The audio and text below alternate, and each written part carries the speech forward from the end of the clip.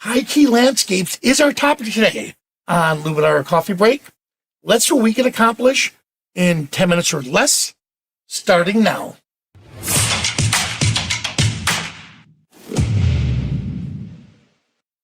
Hello, everyone, and welcome.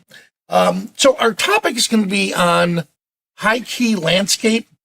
Now, I had to call my good buddy Jim Nix to have him send over an image for me to experiment with.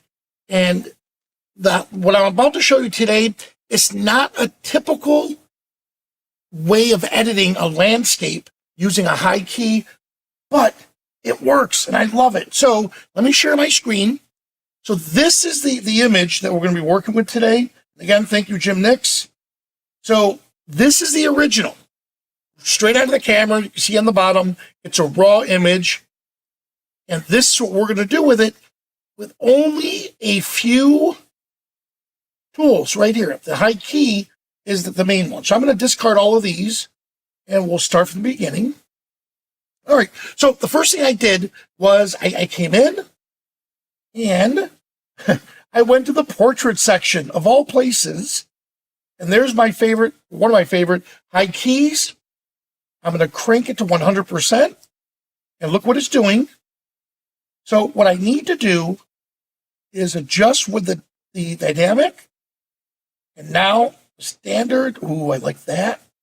And to get rid of the color in the trees, I'll click on advance. And down in here, I'm going to move the saturation all the way to 0. So this way, it's a black and white image. Now, I see what I did. Oh, by the way, look at this right up here. Jim Nix, a little dirt on your sensor. We'll fix that towards the end. All right, so I have that set, and I like how it's looking. And by the way, I'm going to show you the difference between black and white and this. All right? So now I have it set, and I'm going to come up here to structure. I'm going to bump up the structure just a little bit. Ooh, look at that. There we go. And with the develop tool, this is where I could work on just tweaking it a little bit, maybe bringing in some of the deeper black tones. There's the white. I'm going to do a contrast. Ooh, the other way. Let's go this way. Let's check out the highlight. Actually, let's go over here, see if anything is clipping, which is not. So I use the histogram to see if any images were clipping, and we don't. So now we have a good exposed image overall. And let me go to erase, and let's get rid of those dust spots for Jim Nix. And almost there. Wanting to, there we go, look at that. So we went from this to this in such a short time using a tool that most people wouldn't have thought of. Now watch this. I'm going to come back. I'm going to discard all the edits. The only thing I will do is remove the dust spots ahead of time. And here's the beauty of layers, all right? I'm going to right-click, and I'm going to duplicate this layer. I put it up on top. And actually, what I'm going to need to do is I'm going to run a preset real quick. And the preset I already created was the one that we did. I copied. There we go. Right here. There it is. I'm going to have to reapply because I did the preset. I'm going to have to reapply the erase tool. There it is.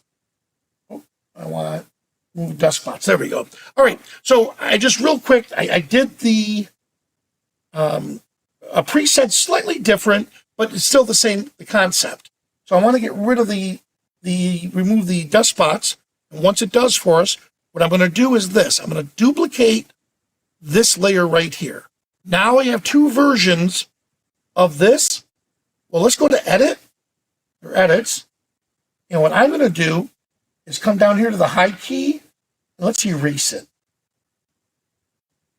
There we go. So I got rid of the high key on the bottom. And you know what? I'm going to have to do all of them. So I apologize. What I'm going to do is this. Let me go back to the original here.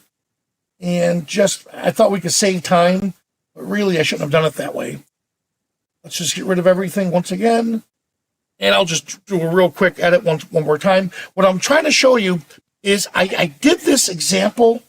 I did this example with the black and white filter, and I liked how the high key did it better. So let me get back to where we were. All right, so here we are. And I want to get rid of that dust box. It's killing me. There we go. And now I'm going to duplicate that layer. Now it's up on top. Let's just do a real simple black and white conversion. So that's what it's going to look like in black and white.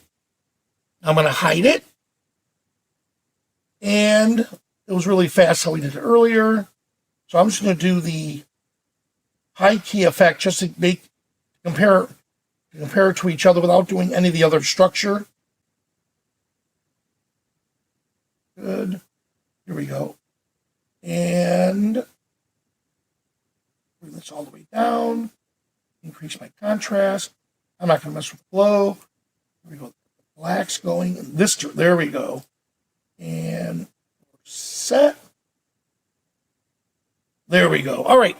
So look how fast I did it. I'm not going to apply any of the structure to it, just so we can compare both of them together.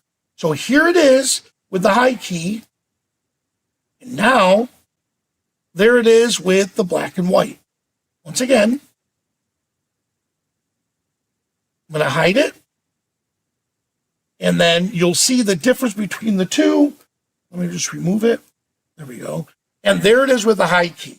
All right. So I just wanted to give you a little comparison because, again, the high key filter is typically reserved for portraits. But then I thought about the landscapes that I've shot in the past that I had to blow everything out to get the highlights really bright and vibrant. And I thought for a moment, you know what? That high key tool definitely does the job great with portraits. Now I like it when it comes to landscapes like this, that I wanted to make sure I can capture this. Now, it's very important to let you know, in order for it to work on an image that we just did here, you have to have really beautiful contrasting colors, and the bright sky is what made this. If I tried it on a flat, dull image, it wouldn't look as good. So give it a try. Now, if you're here, please stick around for the Ask Me Anything segment.